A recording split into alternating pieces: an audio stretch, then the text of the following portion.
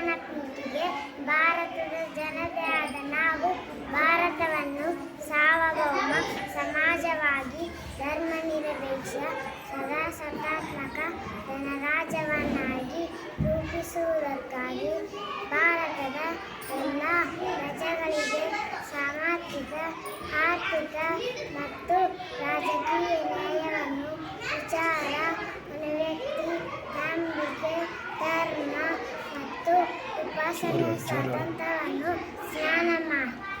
ಸ್ಥಾನಮಾನ ಮತ್ತು ಅವಕಾಶಗಳ ಸಮಾನತೆಯನ್ನು ದೊರೆಯುವಂತೆ ಮಾಡುವುದಕ್ಕಾಗಿ ವ್ಯಕ್ತಿ ಗೌರವ, ದೇಶದ ಏಕತೆ ಮತ್ತು ಸಮಗ್ರತೆಗಾಗಿ ಎಲ್ಲರಲ್ಲಿ ಭ್ರಾತೃತ್ವ ಭಾವನೆಯನ್ನು ಮೂಡಿಸುವುದಕ್ಕೆ ಸಂಕಲ್ಪ ಮಾಡಿ ನಮ್ಮ ಸಂವಿಧಾನ ಸಭೆಯಲ್ಲಿ 1949ನೇ ಇಸವಿಯ ನವೆಂಬರ್ ತಿಂಗಳ 26ನೇ ದಿನದಂದು ಈ ಸಂವಿಧಾನವನ್ನು ನಮಗೆ ನಾವೇ ಅರ್ಪಿಸಿಕೊಂಡು ಅಂಗೀಕರಿಸಿ ಶಾಸನವಾಗಿ ಇರಿಸಿಕೊಂಡಿದ್ದೇವೆ. ಜೈ ಹಿಂದ್.